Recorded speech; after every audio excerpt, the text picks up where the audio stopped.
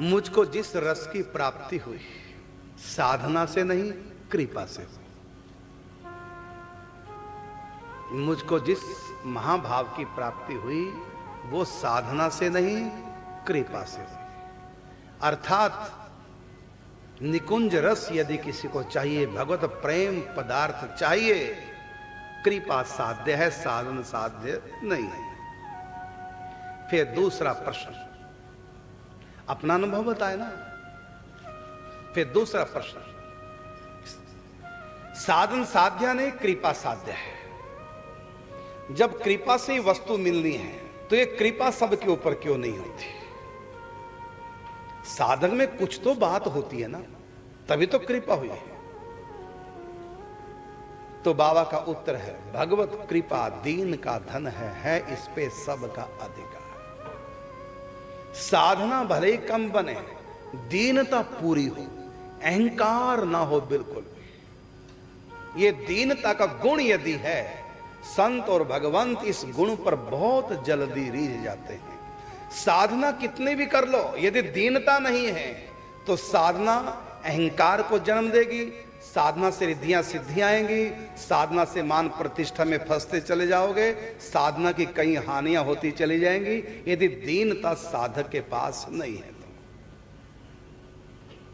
यदि कोई कृपा को आकर्षित करना चाहे, वो संत की कृपा हो चाहे भगवत कृपा हो, यदि कोई कृपा को आकर्षित करना चाहता है और इसी कृपा से भगवत प्रेम प्राप्ति होगी, तो एक गुण होना चाहिए दीनता, और दूसरा गुण होना चाहिए तत्परता। प्रश्न उठा, जब दीनता से कृपा होगी और कृपा से भगवत प्रेम निकुंज रस प्राप्त होगा,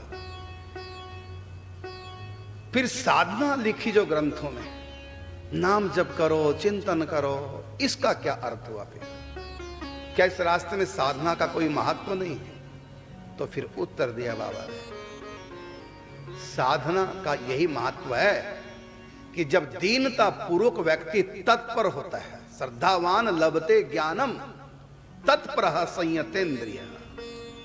यदि किसी संत के प्रति उनकी श्रद्धा है, वो साधना में तत्पर है और दीनता का भाव लिए है। कहा ना, संत मिलन को चालिए तज माया अभिमान, जो जो पग आगे धरे कोटिन यज्ञ समान। और भाईजन भी पद रत्नाकर में लिखा है, भगवत कृपा दीन का धन है इस पे सबका अधिकार। गीता में भी ये बात आई है, निर्माण मोहा जित संग दोषा आध्यात्म नित्या विनिवृत्त कामा द्वंद्वैरि मुक्ता सुख दुख संगैर गच्छन्त्य मूढ़ा पद्मभ्यम तत्। मेरे पद को वही प्राप्त करेगा। प्रथम गुण कौन सा? निर्माण मोहा। निर्माण अर्थात मन में कोई मान ना हो, अभिमान ना हो, अहंकार ना हो। अद्वेष्टा सर्वभूताना मैत्री करुण एवच निर्ममो निरअहंकार सम दुख सुख क्षमी। 12वां अध्याय गीता जी का। अहंकार नहीं, दीनता पूर्वक। तो दो बात यदि साधक के पास है, एक तो दीनता का गुण है और अपनी साधना में तत्पर है, बिल्कुल भी लापरवाही नहीं करता। जो भी गुरु ने संत ने नियम दिया, प्राणपण से उसका पालन कर रहा है। कुछ भी छूटे तो छूटे, लेकिन नियम ना टूटे। ये जो साधना करता है व्यक्ति, तो आपने पूछा साधना का महत्व क्या है? तो साधना का यही महत्व है कि उसकी तत्परता देख करके, साधना में लगन देख करके, नियम निष्ठा को देख करके संत रीझ जाते हैं। उसकी तत्परता, नियम निष्ठा देख करके, साधना देख करके और उसकी दीनता को देख करके संत कृपा करते। तो साधना का महत्व क्या हुआ? साधना का महत्व यही हुआ कि संत की कृपा का अधिकारी हो जाता है।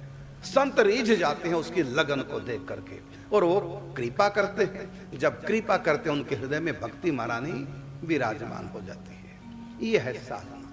लेकिन कोई सोचे कि मैं साधना के बल से ही काम बना लूं, यदि कृपा का संपुट नहीं है तो साधना से काम बनने वाला नहीं है। रावण ने साधना कम नहीं की थी, लेकिन उसके पास कृपा का संपुट नहीं था। परिणाम, उसकी साधना ने उसके अहंकार को ही पुष्ट किया, रिद्धियां सिद्धियां दे करके उसको भौतिक जगत का मालो माल एक बड़ा व्यक्ति बना दिया। रिद्धियां सिद्धियां संपन्न, अनेक प्रकार का बल उसको मिल गया, अनेक प्रकार की शक्ति उसको मिल गई, लेकिन भगवान उनकी भक्ति पे रिझे नहीं, क्योंकि उनके पास कृपा का संपुट नहीं था। कृपा क्यों नहीं रावण के ऊपर? क्योंकि रावण में दीनता नहीं, वो अहंकार था। तो साधना का इतना ही महत्व है कि साधना दीनता पूर्वक व्यक्ति करता रहे, उसकी साधना से प्रसन्न होकर के संत कृपा कर देते हैं। काम तो कृपा से ही होना है। घर में बल्ब जगाते हैं, प्रकाश होता है, अंधकार का नाश होता है, तो उसमें बल्ब जगता है। तो कैसे जगता है बल्ब? उसमें दो तारें होती हैं, एक करंट की तार और एक अर्थ की तार। जब दोनों बल्ब में पहुंचेंगी, करंट भी और अर्थ भी, तब बल्ब जगेगा। यदि दोनों में से एक नहीं, कि सिंगल तार है, चाहे वो करंट की तार है चाहे वो अर्थ की तार है, यदि सिंगल तार है बल्ब जगेगा नहीं। तो अर्थ की तार का मतलब पुरुषार्थ, साधना, और करंट की तार का अर्थ कृपा। इसलिए हम केवल करंट के भरोसे ना बैठे रहें, अर्थ की तार की व्यवस्था करें, और केवल अर्थ की तार के भरोसे ना बैठे रहें, करंट की भी व्यवस्था करें। दोनों का संगम होगा, अर्थात व्यक्ति साधना भी डट के करे, दीनता पूर्वक, और संत की कृपा का भी आश्रय रखे। तो साधना और संत कृपा का संगम जब होगा, साधना और संत कृपा का संगम कब होगा? जब बीच से अहंकार हट जाएगा और उस अहंकार के स्थान पर आ जाएगा दीनता का गुण। बस फिर आपकी साधना संत की कृपा को आकर्षित कर लेगी। तो फिर सुनेंगे ये गोपी प्रेम कैसे प्राप्त हो। बाबा का उत्तर था केवल कृपा से। फिर प्रश्न उठा, साधना का क्या महत्व? तो साधना का महत्व वो कृपा को आकर्षित करती। देखो, पेड़ों से पानी नहीं टपकता, पेड़ों से पानी नहीं टपकता, पेड़ कोई वर्षा नहीं बरसाएंगे, लेकिन पेड़ बारिश को आकर्षित कर लेते हैं। अधिक पेड़ होंगे तो बरसात आएगी, अधिक पेड़ नहीं तो बरसात नहीं आएगी। यदि पेड़ ही नहीं होंगे तो बरसात नहीं। तो जैसे पेड़ पानी नहीं देते, लेकिन पेड़ पानी को आकर्षित करते हैं। बादलों को ठंडक पहुंचाकर पेड़ वातावरण को उनके अनुकूल बना करके तो बारिश का आकर्षण करते हैं, बादलों का आकर्षण करते हैं पेड़, फिर बरसाते हैं। तो स्वयं में पेड़ों में पानी नहीं जो बरसाएंगे, लेकिन वो पानी का आकर्षण करते हैं। इसी प्रकार जो हमारी साधना है वृक्ष की तरह है, ये संत कृपा का आकर्षण कर लेती है। तो हमारी साधना में पेड़ में इतना बल नहीं कि पानी टपकाए, लेकिन बरसात का आकर्षण कर लेते। इसी प्रकार हमारी साधना में बल नहीं जो प्रेम रस प्राप्त हो जाए, लेकिन संत रूपी बादल के पास जो प्रेम रूपी रस है उसका आकर्षण साधना कर लेती है। इसलिए हम केवल साधना का भरोसा करें, अहंकार करके हम साधना के बल पर पा जाएंगे इस प्रेम तत्व को, तो नहीं मिलने वाला। साधना के साथ साथ दीनता पूर्वक संतों का संग, संतों की कृपा का आश्रय। और संतों का संग, संतों की कृपा का आश्रय तब तक साधक नहीं ले सकता जब तक उसके अंदर अहंकार काम करेगा। अब यहां देखिए, पूज्य श्री बाल कृष्णदास जी भगवत प्राप्ति, प्रेम प्राप्ति महापुरुष हैं। भाई जी को प्रणाम कर रहे हैं, क्योंकि दीनता है, अहंकार नहीं। मैं बहुत ऊंचा संत हूं, ये अहंकार उन्हीं में होता है जो संत ऊंचे नहीं है। जो संत नहीं है, ये संत पने का अहंकार उन्हीं में है। वो फिर झुकना पसंद नहीं करते, क्योंकि वो संत हुए नहीं, संत बने हैं। जो संत हो जाता है उसमें दीनता होती है, जो संत बनता है उसमें अहंकार होता है। क्योंकि संत बनने के पीछे उसके अहंकार ने तो काम किया कि संत मन के पूजा होगी मेरी, मुझको लोग संत मानेंगे, लोग मेरी तरफ आकर्षित होंगे, इसलिए तो बनाना वो संत।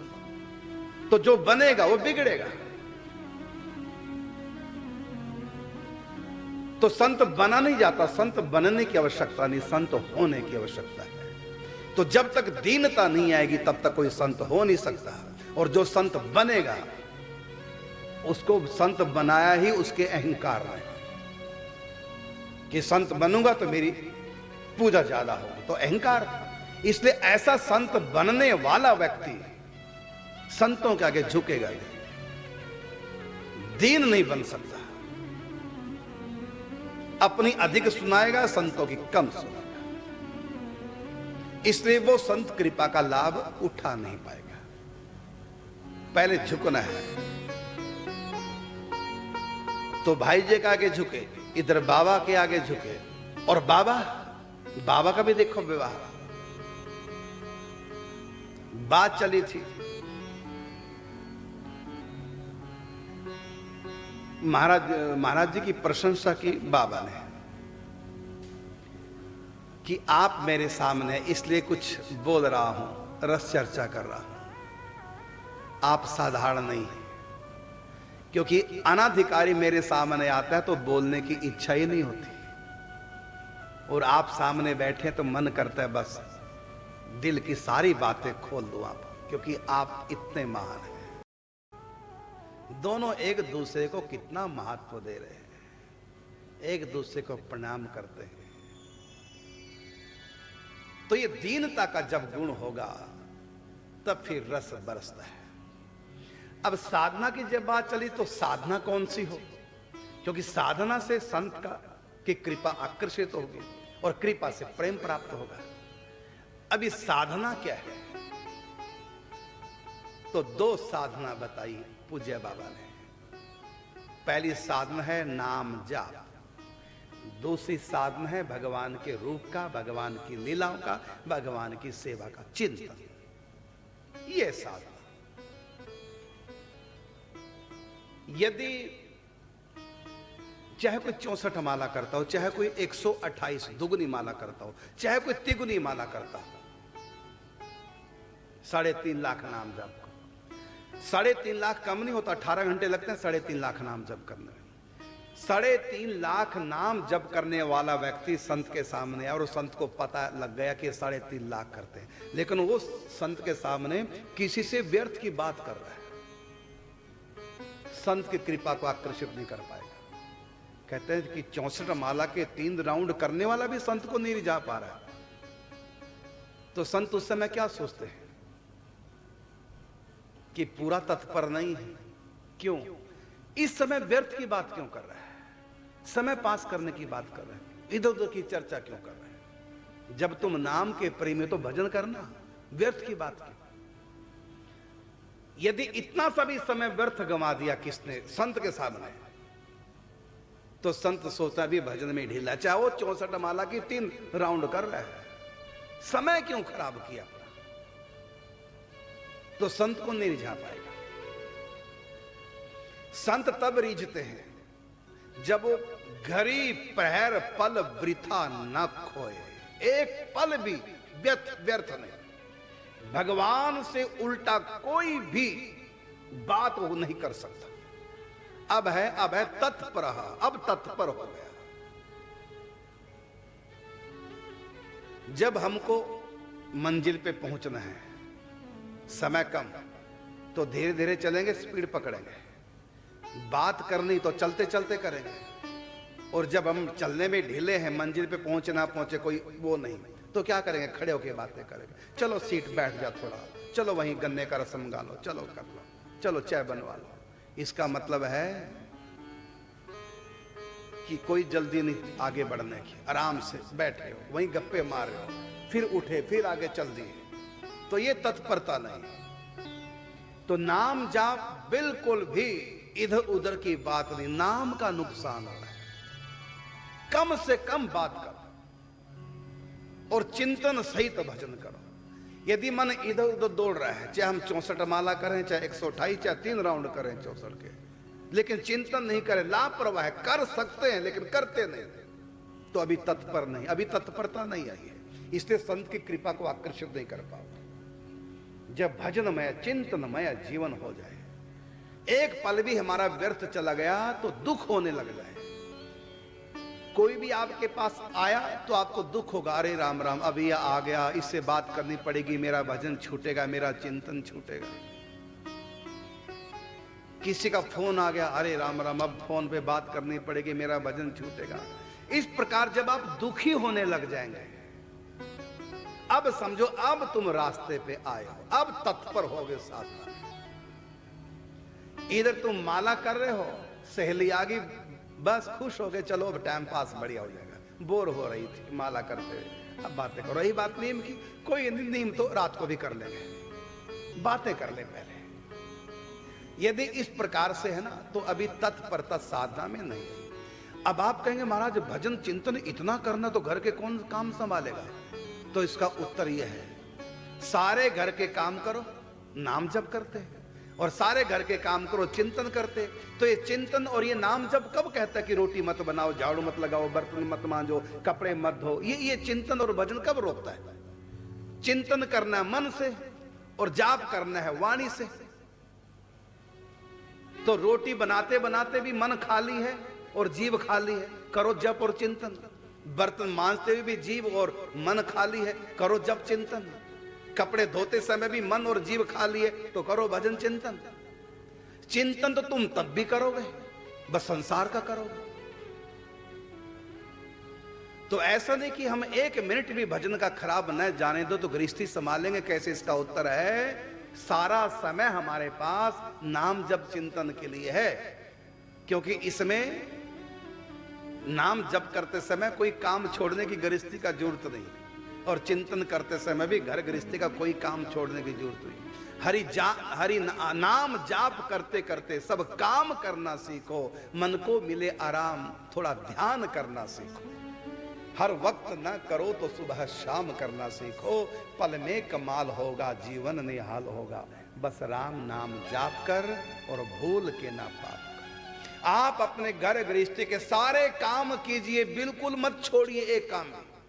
आपके पास मंदिर में बैठने का पूजा का समय नहीं तो मत बैठो मंदिर में, एक मिनट का भी समय मत दो मंदिर में, क्योंकि काम इतने आपके पास घर गृहस्थी के, जगने से सोने तक फुर्सत नहीं है। लेकिन मैं कहता हूं तुम्हारे तन के पास घर गृहस्थी के कामों से फुर्सत नहीं, लेकिन मन के पास तो पूरी फुर्सत है।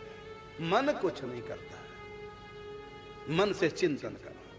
और रही बात जीव की, न तो घर में बच्चा स्कूल गया हुआ है, न घर में पति ड्यूटी गया हुआ है, तुम अकेली हो। अब बताओ क्या कर रही है जीव? क्या कर रही है? कोई बात करने वाला भी घर में नहीं है इस समय। जीव क्या कर रही है और मन क्या कर रहा है? मन के पास कौन सा काम है तुम्हारे पास? कपड़े धो रहे हो, बर्तन मांज रहे हो, झाड़ू लगा रहे हो, सफाइयां कर रहे हो, सारे काम तन के हैं। मन का तो एक भी काम नहीं। मन से करो चिंतन और वाणी से करो प्रभु के नाम का जाप। इसलिए बहाना नहीं चलेगा। और जब तक ऐसा नहीं बनोगे तब तक संत कृपा को आकर्षित नहीं कर सकते। और लोग कहते हैं ना, एक हमारे पास आए, महाराज जी आपका सत्संग हमने YouTube पर सुना है और आपने बताया कुछ भी कर लो काम संत कृपा से बनेगा। तो आप कर दो ना फिर कृपा। जब भगवत प्रेम प्राप्ति कृपा से होनी है, फिर आप कंजूसी क्यों कर रहे हैं? कर दो कृपा। इसका उत्तर है, बादल तो बरसने के लिए आ गए हैं, लेकिन वृक्ष नहीं है जो आकर्षित करें बादलों को। तो संत कृपा करने को तो तैयार हैं, लेकिन वैसा मौसम भी तो हो। कितनी बार देखा ना, नीचे सूखा, ऊपर से काले काले बादल बरसाते और निकल के आगे चले गए, बरसे आई नहीं। अरे वो बादल तो बरसने के लिए ही होते हैं, लेकिन उनको वो ठंडक नहीं मिली। यदि नीचे जंगल होता, वातावरण कुछ शीतल होता, तो बरसात हो जाती। तो बादलों से कोई कहे बरस जाओ बरस जाओ, तो बादल कहते हैं मैं तो बरसने के लिए आया हूं, लेकिन पेड़ भी तो लगाओ, जंगल भी तो लगाओ, वातावरण ऐसे बने बादलों में शीतलता आए और उसके वाष्पकण बूंदों के रूप में परिवर्तित हो जाए। इसलिए ऊपर से निकल गए। तो कोई बादलों से कहे किसान के खेत में बरस, तो बादल कहेगा मैं तो भाई बरसने के लिए आया हूं, लेकिन जितनी मुझको ठंडक चाहिए वाष्पकण को, बादल को पानी में परिवर्तित होने के लिए, उतनियां है नहीं। इसलिए वृक्ष ज्यादा लगाओ जो बरसात आकर्षित हो। तो कहा कि जब कृपा से भगवत प्रेम प्राप्त होना तो कर दो ना फिर कृपा। इसका उत्तर है, कृपा को आकर्षित करने वाला चाहिए। लगता तो भद्दा सा, लेकिन बड़ा अच्छा एक प्रश्न है। यदि स्त्री बांझ हो तो पुरुष क्या करे? बाप बन जाएगा, वो मां बन जाएगी। पहले अपना ट्रीटमेंट कराओ, तब मां बनोगी। और सोचो पुरुष के मिलने से मां बन जाएंगे? नहीं बनेंगे। पहले अपना ट्रीटमेंट कराओ। इसी प्रकार से संत कृपा से काम होना है, लेकिन पहले अपना ट्रीटमेंट कराओ। कौन सा? तत्परः संयतेन्द्रिय। श्रद्धावान लभते ज्ञानम तत्परः संयतेन्द्रिय। तत्पर बनो साधन की। कृपा से काम बनना है।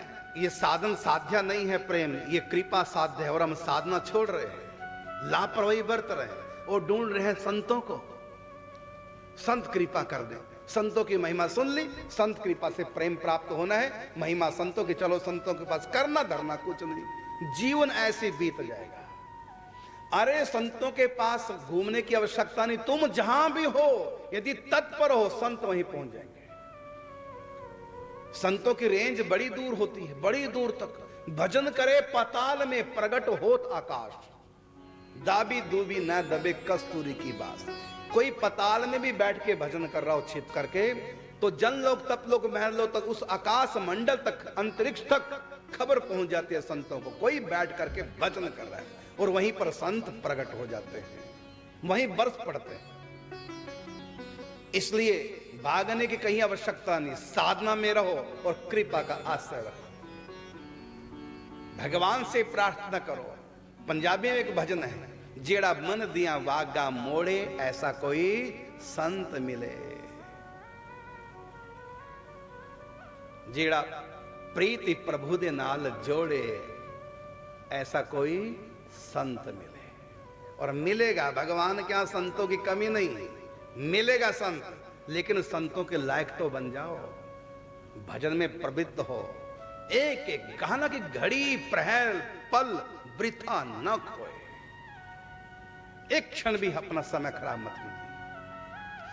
परिवार में आप घर गृहस्थी वाले हैं, पति से बात करनी पड़ेगी, बच्चों से बात करनी पड़ेगी। जब बात करेंगे भजन छूटेगा, इसमें कोई दोष नहीं। जब हम सोएंगे सोना भी पड़ेगा नींद पूरी करने के लिए। जब सो जाएंगे तब भी जीभ नाम जप नहीं कर पाएगी। बात करते समय जीभ नाम जप नहीं कर पाएगी। और खाना भी पड़ेगा, खाते समय भी जीभ नाम जप नहीं कर पाएगी। मैं कहता हूं बात करना, सोना और खाना, तीन अवस्थाओं में जो जीव नाम जप नहीं कर सकती तो मत करे।